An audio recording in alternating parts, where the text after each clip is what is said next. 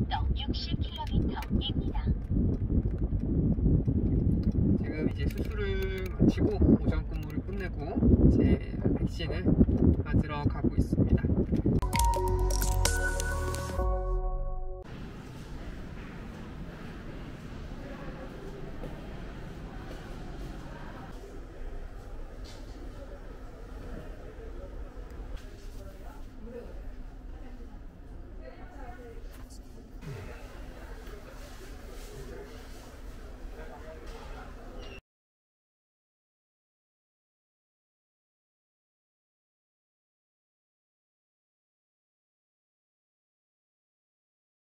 (10시 49분이고요) 한번 체크해 보겠는데 따로 지금 부작용을 의심할 만한 증상은 따로 없었고요. 혈은 36.3도. 어제 저녁 24시간 30시간 됐을 때만 해도 좀 근육통도 좀 있고 열도 한 38도까지 갔던 것 같고요. 그리고 또 두통도 좀 있었는데 지금 완전히 사라진 단계입니다. 주변에서도 제 의사 친구들 얘기도 들어보니까 아플 때는 이제 확 아팠다가 사라질 때는 확 사라진다고 그런 얘기들을 하더라고요.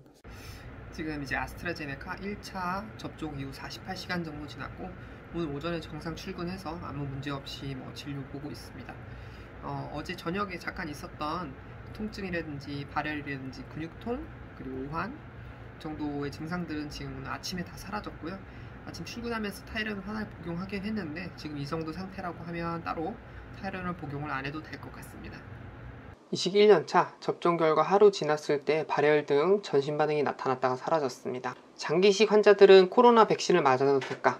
답은 일단 맞아야 됩니다. 대한이식학회에서는 수술 예정자 및 공여자를 비롯하여 이식 수혜자들 모두 코로나19 예방접종을 권고하고 있고 미국이나 영국, 스페인 등의 연구 결과에 따르면 코로나19 예방접종이 장기이식 환자들에게는 그래도 꼭 필요한 것으로 나타나고 있습니다.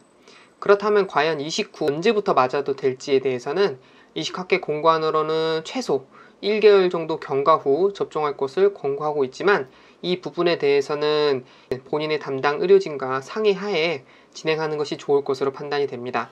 코로나 예방접종과 면역억제제, 저 같은 경우 개인적으로 면역억제제를 복용한다면 이런 발열과 같은 전신 반응이 적거나 없을 것으로 예상을 했었습니다.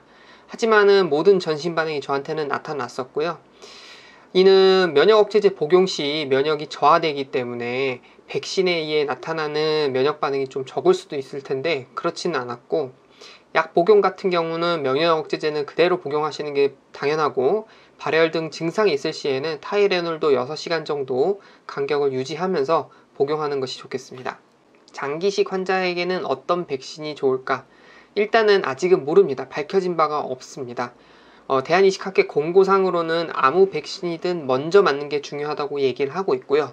한편 미국에서는 화이자나 모더나 백신을 맞은 이식 환자들 약 한 400명, 300명, 400명 정도 분석 결과 항체 생성률이 17.4%, 즉 코로나 백신을 맞았는데 코로나 항체를 형성한 사람이 17.4%에 그친 것으로 확인이 됐어요. 이거는 생각보다 많이 낮은데 다른 백신도 이런 결과가 나타날지에 대해서는 좀 더 알아봐야 될 것 같고, 예를 들어서 아스트라제네카나 얀센 백신이나 아니면은 노바백스 백신 같은 경우는 좀 더 높게 나타날 수도 있습니다. 그거는 좀 더 밝혀져야 될 것 같고요.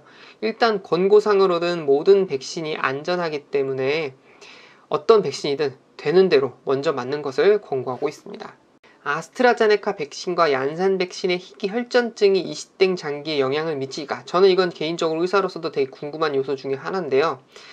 희귀 혈전증이 발생하는 곳 중에 하나가 뇌에 있는 정맥동하고 그 다음에 스플랭크닉 아터리라 그래서 복부에 있는 혈관 중에 하나입니다. 이 부분에 대해서도 역시 아직 모르고 밝혀진 바가 없습니다.